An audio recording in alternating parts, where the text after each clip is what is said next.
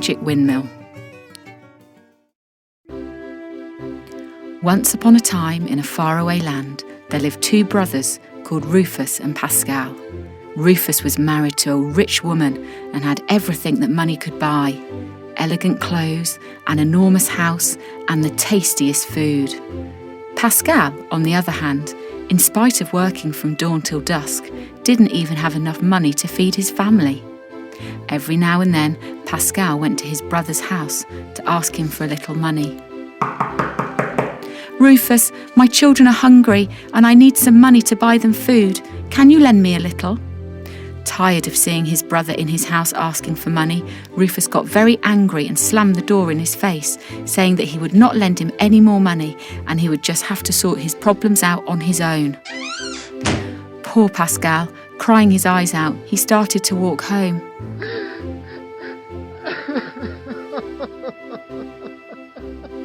Suddenly, an old lady appeared in the middle of the road.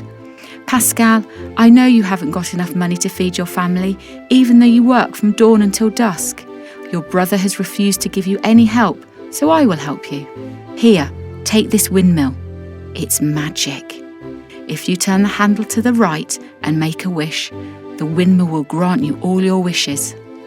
When you want it to stop, you must turn the handle to the left and say, 'Thank you, windmill. You can stop now, I have enough.'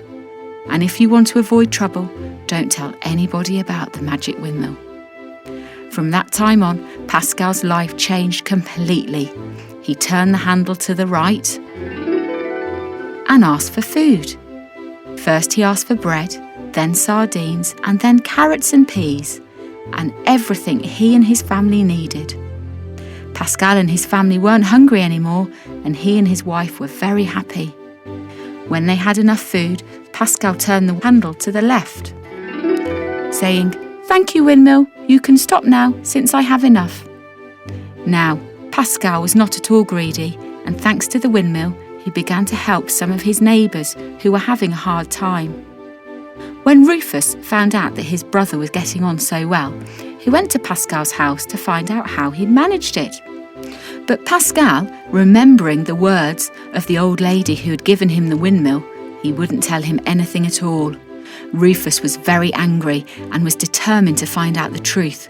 He waited until night had fallen. And he peeked in through his brother's window.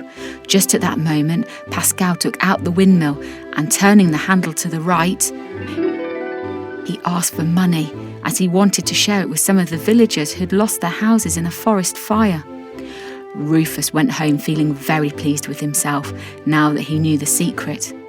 One morning, when he knew that neither Pascal or his family were at home because they'd gone to help the villagers rebuild their houses, Rufus sneaked into his brother's house and stole the windmill.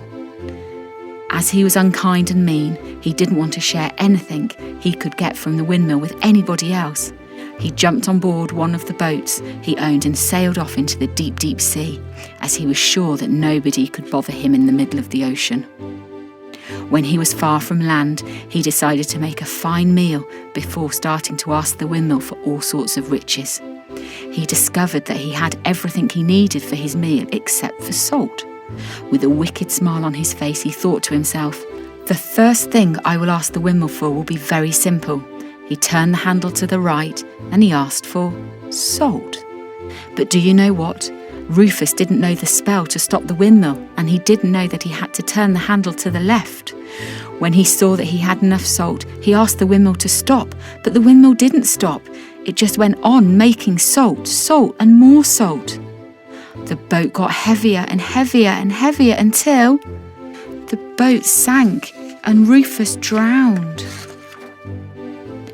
Grandmothers say, and they are the wisest people in the whole world, that the windmill is still making salt in the sea, and that's why the water in the sea is so salty.